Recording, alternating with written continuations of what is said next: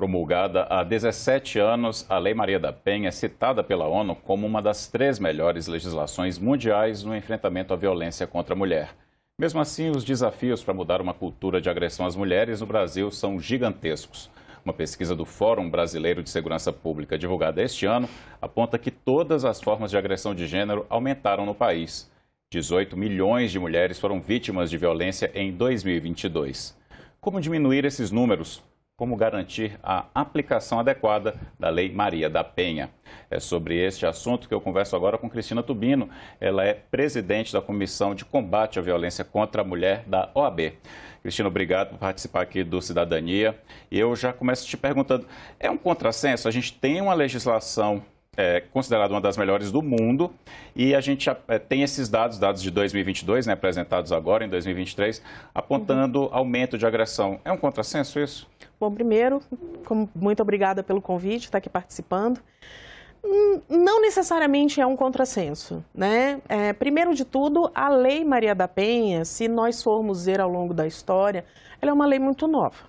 Nós temos 17 anos de lei, mas se nós formos pensar, é uma lei de combate à violência contra a mulher no âmbito doméstico ou domiciliar que surgiu em 2006. Ou seja, já é uma legislação deste século, se nós formos pensar assim.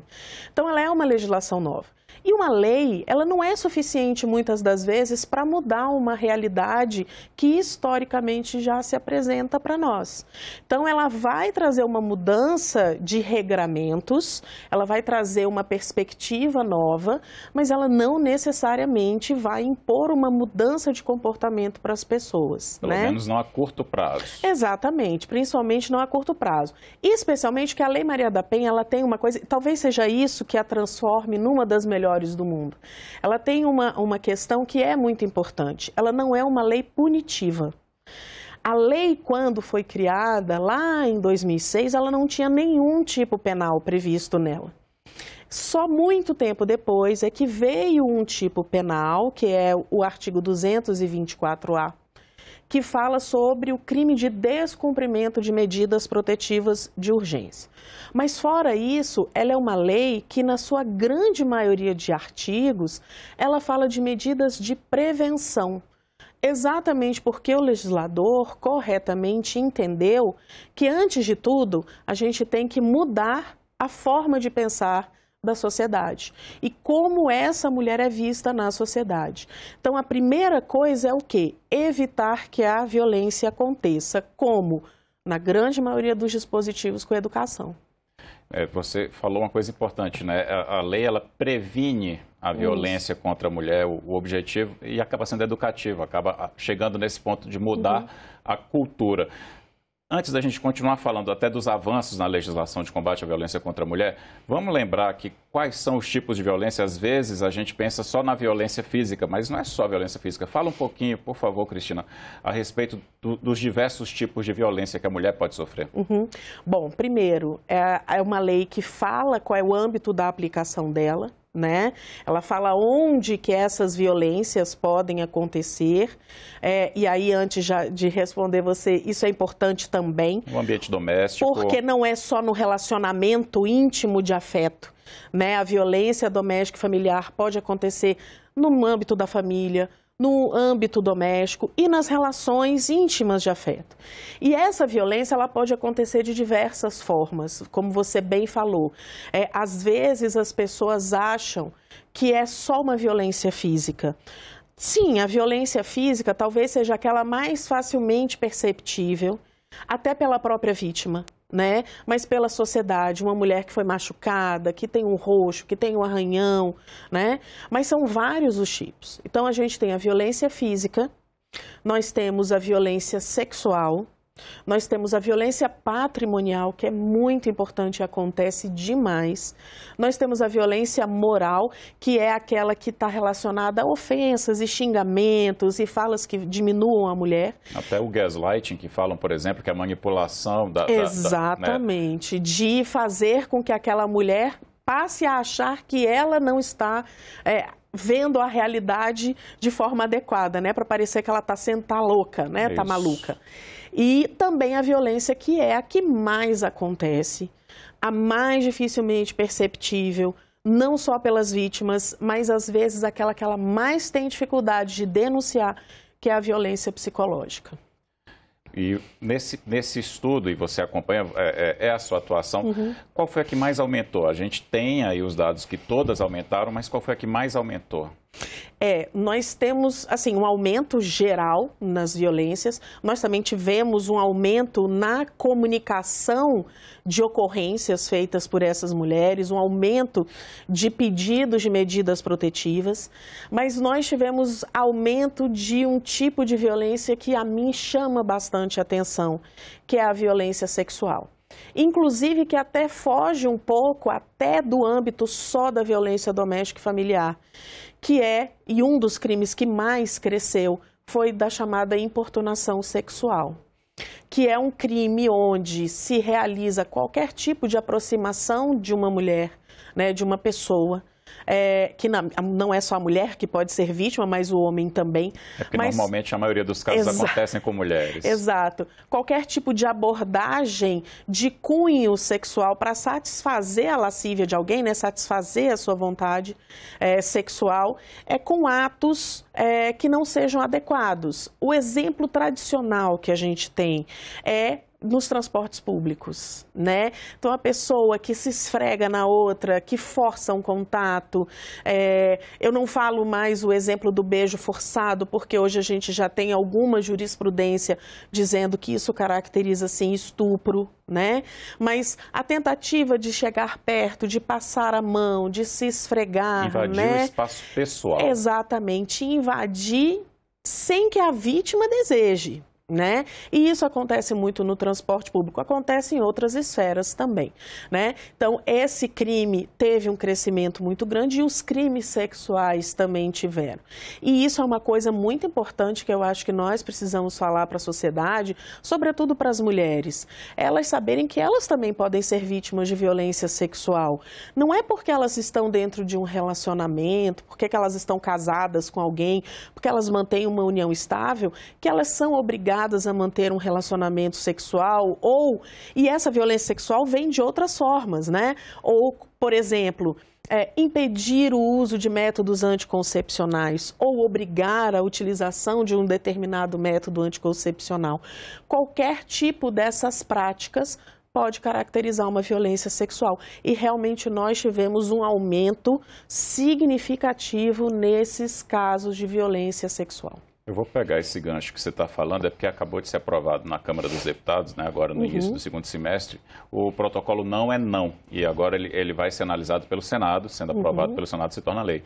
Esse protocolo basicamente estabelece regras para os estabelecimentos comerciais para proteção de mulheres. Eles até terão que preparar pessoas para esse primeiro atendimento antes de levar para toda a estrutura de Estado. Eu queria que você falasse um pouquinho desse avanço, né, e se você vê como avanço, e se pode impactar até nesses dados de aumento de importunação sexual. Eu acho que é um enorme avanço. Eu acho que qualquer medida legislativa que seja tomada, ou do judiciário, mas medida legislativa que seja tomada, no sentido de assegurar direitos das mulheres, já que aqui nós estamos falando delas, é um avanço. Obrigar que os estabelecimentos públicos tenham um tipo de postura, um tipo de conduta e pessoas que estejam treinadas a atender uma mulher, que a eles recorram o que eles percebam que esteja sendo vítima de violência ou que tenha dito não, não é isso? É de extrema importância, primeiro, para dar segurança para essa mulher, né?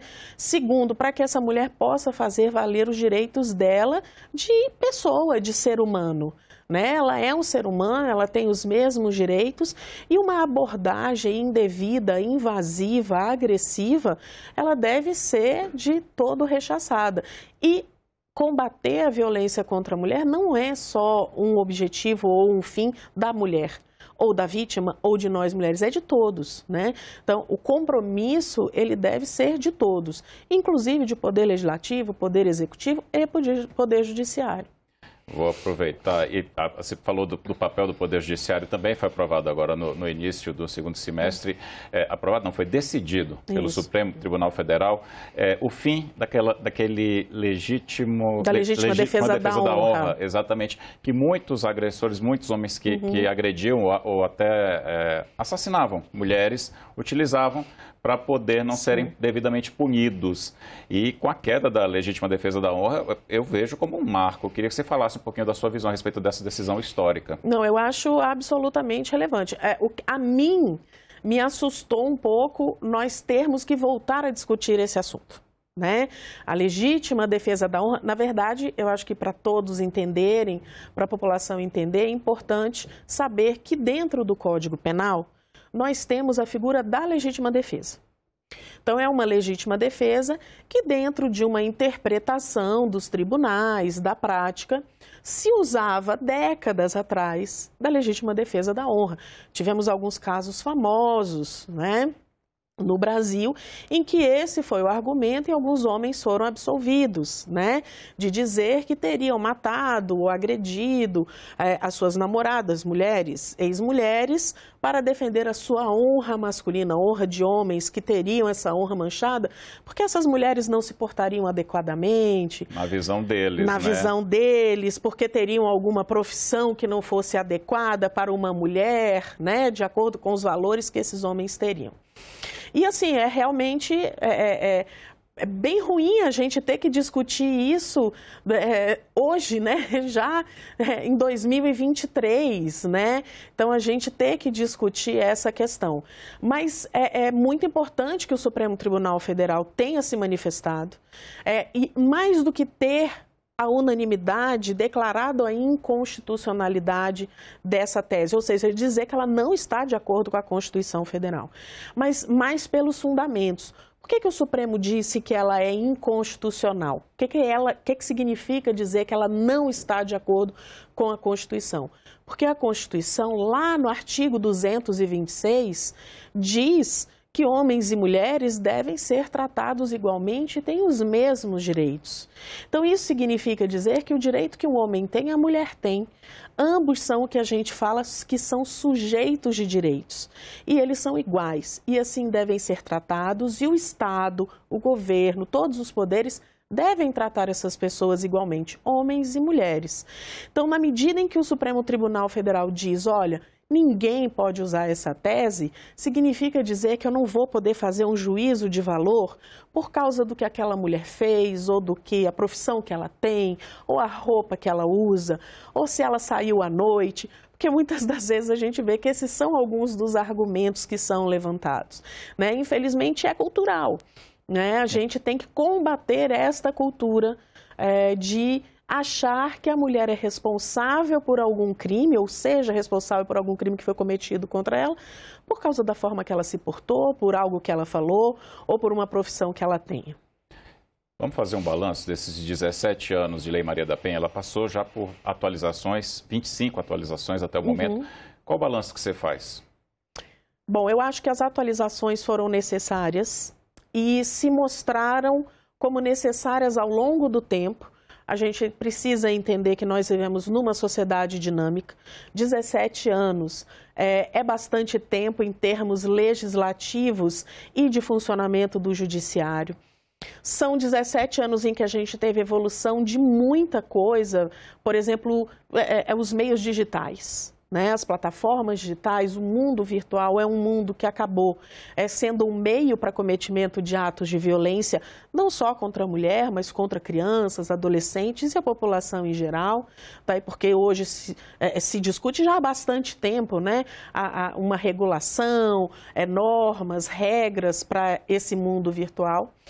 Então, eu acho que as alterações elas foram todas necessárias e muitas delas cuja necessidade foi vista ao longo do tempo e na prática, né? Eu posso até dar um exemplo que eu acho que é muito interessante. Uma das coisas que a gente tem na Lei Maria da Penha são as chamadas medidas protetivas de urgência. O que são essas medidas protetivas de urgência? São medidas que quando a mulher estiver numa situação de violência ou na iminência de sofrer uma violência e ela buscar ou a autoridade policial, ou um advogado, uma advogada, o poder judiciário, ela pode pedir medidas de urgência, que são aplicadas imediatamente.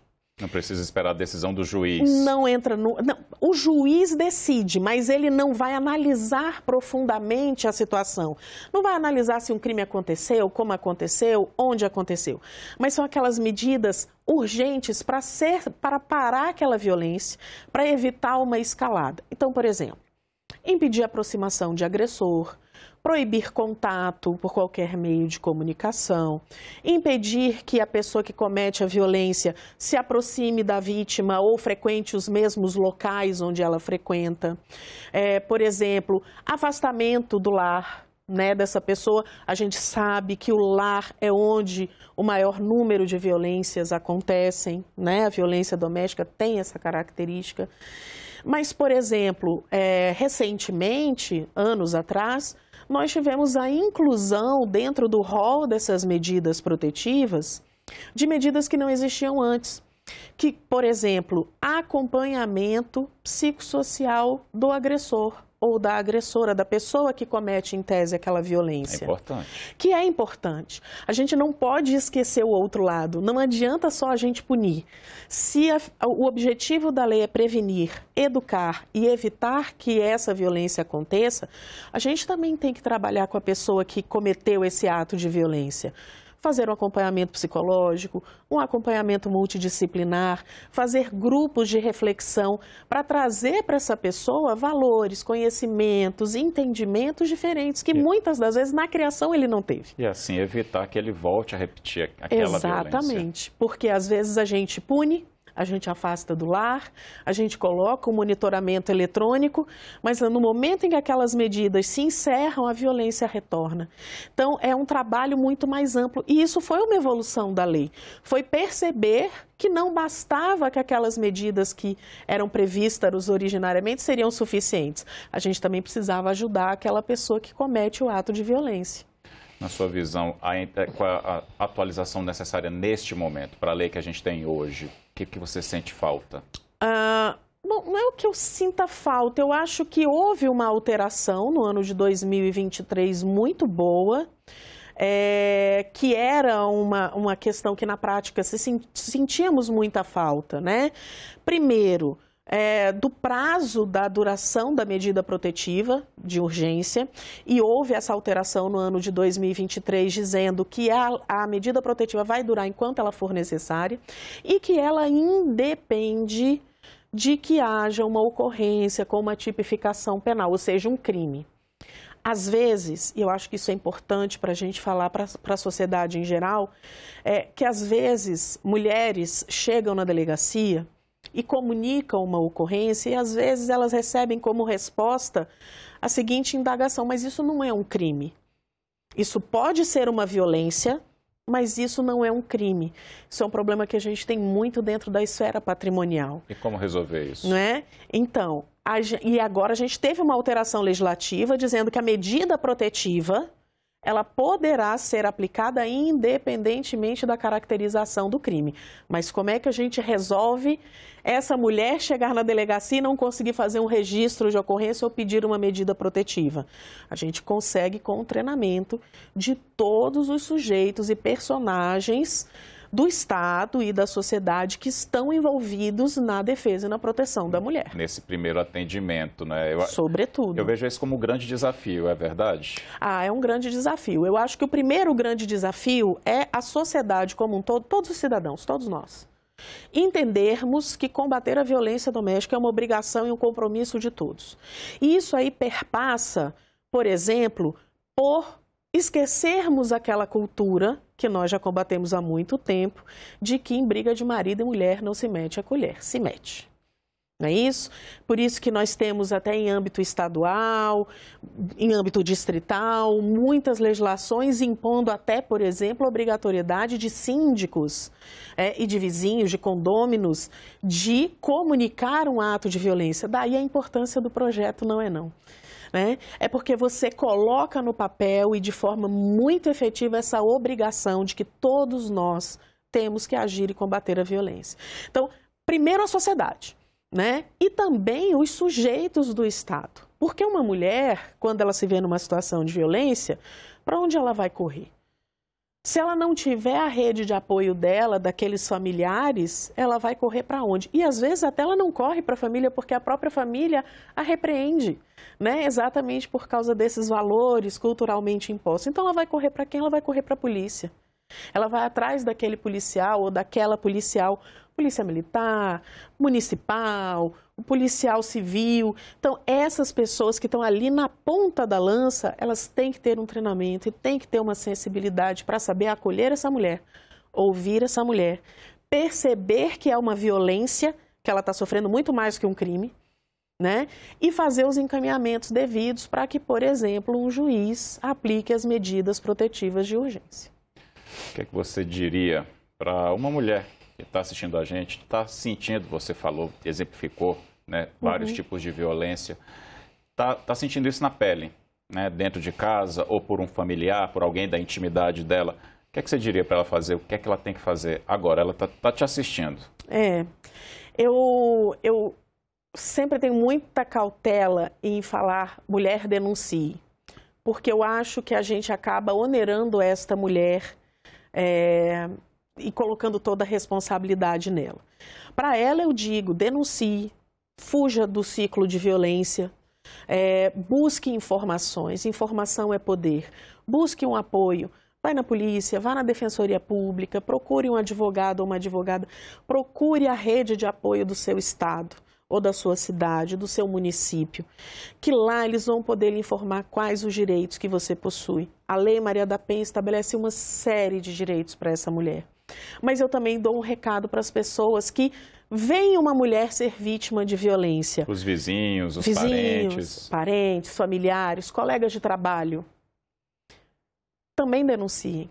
Acolham essa mulher, perguntem para ela o que ela precisa, apoiem ela, ouçam ela. Porque muitas das vezes isso já são números de estudos mesmo. As mulheres não denunciam a violência em que se encontram e permanecem no ciclo de violência por uma série de fatores, mas especialmente medo, vergonha e desconhecimento. Muito mais do que não ter condições financeiras, porque as mulheres normalmente, elas são guerreiras e elas vão atrás. Então, é a vergonha, é o medo, é o constrangimento, é o comentário pejorativo e a crítica àquela mulher de querer sair do ciclo de violência. Então, eu acho que o recado não é só para a mulher, de denuncie e saia do ciclo de violência, porque a gente também tem que entender que às vezes é muito difícil e são muitas nuances. Mas para quem está em volta, ajude essa mulher, denuncie também. Qualquer pessoa pode, né? Inclusive, qualquer pessoa pode ir perante a autoridade policial ou até anonimamente, todos os estados têm os seus canais para isso. Essa denúncia pode ser anônima, ela pode ser feita, por exemplo, pelo canal 180 do governo federal, para que essa denúncia seja feita e essa mulher tenha uma assistência que lhe venha e seja prestada. E eu queria que você falasse um pouquinho do outro grande desafio que você pincelou no início, que é como a Lei Maria da Penha deve transformar a médio e longo prazo a cultura da sociedade e empoderar as mulheres também. Você é otimista? Você consegue vislumbrar isso para daqui, sei lá, 20 anos? A gente precisa ser otimista, né? A gente precisa ver uma luz no fim do túnel.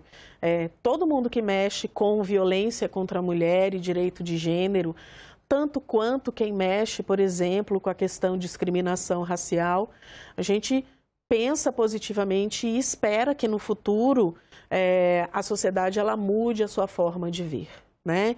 Então, aqui especificamente, mude a forma de ver a mulher. Eu acho que a gente só vai conseguir mudar a realidade da violência contra mulheres, e aí eu acho que é importante dizer, não é só aquela mulher de 18 a 44 anos que são as maiores vítimas, pelo menos em números frios, muito objetivos, mas qualquer mulher, né? A gente fala que a gente tem cifras negras, que os números não representam muito a realidade, e não representam a realidade ainda mais quando nós falamos de crianças, adolescentes e mulheres idosas. Existem outras interseccionalidades também, mulheres pretas, né? Aquelas trabalhadoras do sexo, a população LGBTQIA+, são mulheres que sofrem muita violência e que muitas das vezes denunciam menos. E tudo isso e toda essa violência perpassa pela forma com que essas mulheres são vistas. Então, o que a gente precisa mudar é como a mulher é vista. Como que ela é um sujeito de direitos. Igual ao homem, como diz a Constituição. Constituição. Que ela é igual, e que considerá-la, entender que ela é igual, não é um favor. É o básico, né, da sociedade. Tanto quanto uma pessoa branca e uma pessoa preta são absolutamente iguais, né? Então, isso só vai ser mudado com a educação. Que a gente pegue as crianças, parece meio piegas isso, né? Mas a gente pega as crianças, a gente pega os adolescentes e desde pequenos a gente consiga mostrar para eles a igualdade entre homens e mulheres. Por isso que as políticas públicas que incentivam a igualdade dos gêneros, que mostram a mulher como sujeito de direitos, que combatem a violência, elas são tão importantes. A prevenção, ela é mais importante do que a punição. Quando a gente pune, a gente já falhou. Quando a gente discute se a pena está suficiente ou não está suficiente, a gente já falhou. Se alguém cometeu um crime, ele precisa ser punido. Mas a gente já falhou. Aquela mulher, se ela foi vítima de um feminicídio, ela já morreu.